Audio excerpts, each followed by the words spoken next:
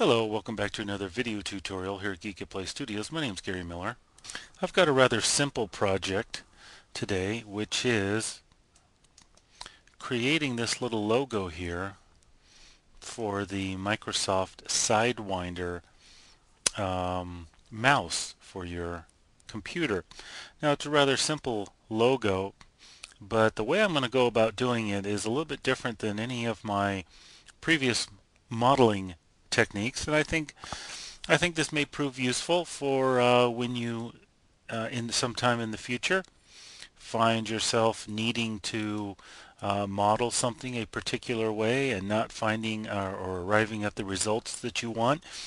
This approach may prove useful for you. So I'm going to come over here to a top view, and I'm going to come over here to lines, and I want to create an arc. And I'm going to hit my space bar because it will constrain the movement of this tool horizontally. And I'll just come out over there and come out over here, and I'm going to apply 40 points to this arc. Validate that. I'm going to come over here to select points, and I'm going to get rid of those points by selecting them and hitting delete. I'm going to zoom in here on this point. Let me zero this out here first. There we are. Okay, I'm just going to come over here and select this, and that is sitting the coordinate along the z-axis it is sitting at 12 minus 12 6 17. So I'm going to copy that number, and I'm going to zoom in here. Now what I want to do is insert a point, so I'll just insert a point right there.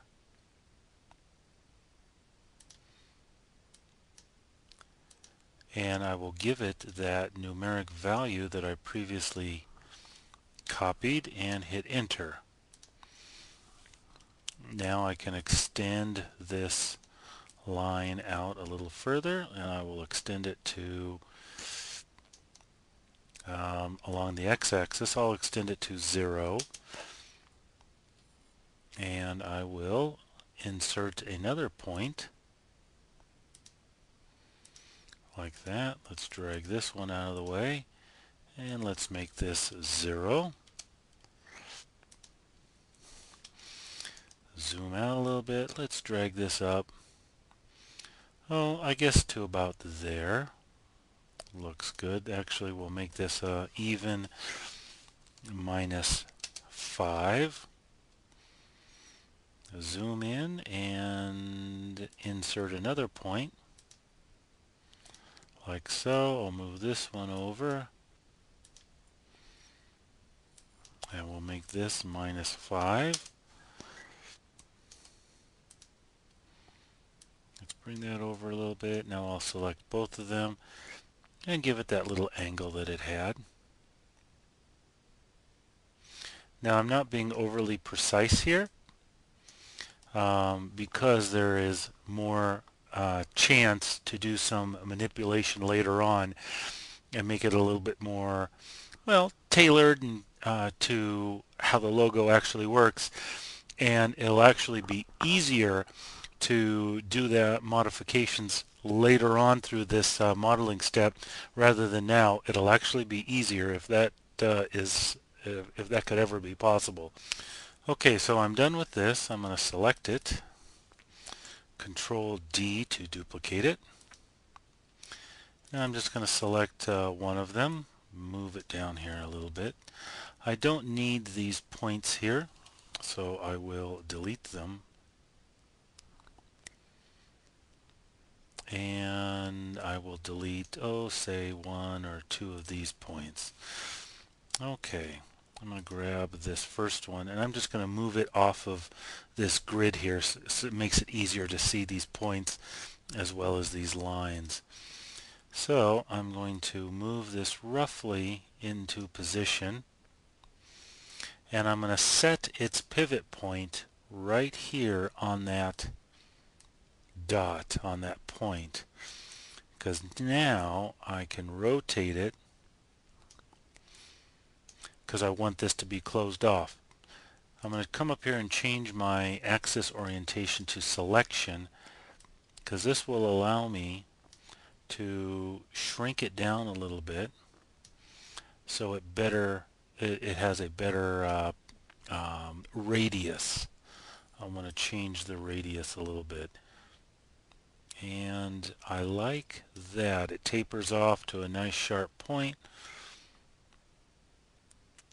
so I can start getting rid of these extra points here like that. And this last point, I want to snap it to the end point of this outer curve. If I just came up here and used snap align, snapped it, and then aligned it with the other one, it would align those two points together, but unfortunately I've lost my alignment here. So Control Z to undo that. Easiest way to move just this point is to select it first.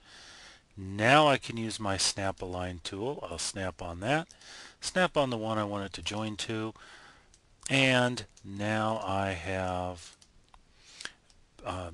joined those points together without moving it. Let me try this. Without moving it out of place.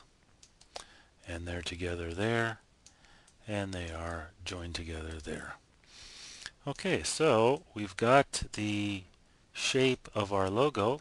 I'm going to come back here to perspective view. Control A to, Control A to select all of those objects, Vertex Modeling, and I'm going to come over here to sweep surface, and I'm going to sweep upwards like that. Now I'm going to hit my weld tool and weld them both together. On my Vertex Modeling tab, I'm going to hit close and put a cap and close off the top and the bottom. Now what I want to do is Control D to duplicate that. Now when you duplicate something, it gives you these little C icons or crescent moon icons, and what that does is, as long as your objects that you have duplicated have those little icons next to them, whatever you do to one of them, whatever modifications you make to it, it affects all of them. So I'm going to reverse the orientation of this, and let's come back here and look at our logo again. If you notice, these points here and these points here, they overlap one another. So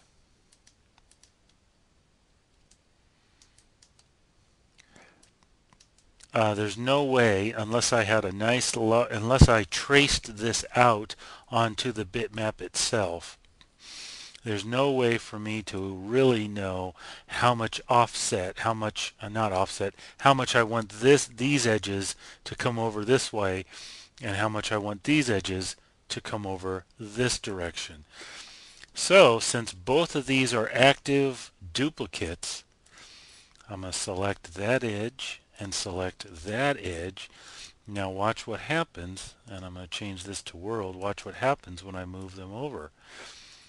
I can very easily adjust the offset of both of these at the same time.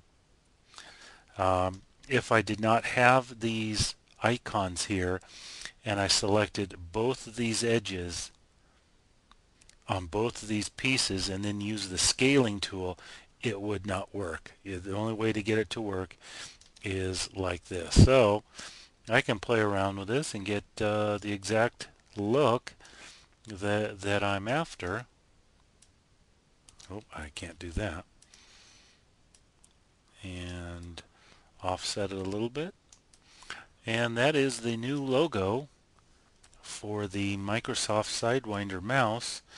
And if you don't care about creating this logo, that's fine. Really, I was focusing in on how to create this custom shape by using two different curves under the Lines tab up here, and the cool little benefit of retaining these little duplicate icons here and being able to manipulate more than one object at the same time by utilizing those little icons. So that's a interesting little different approach to modeling. And that's it for this tutorial. Thanks for watching here at GeekatPlay Studios. My name's Gary Miller. Have a good day.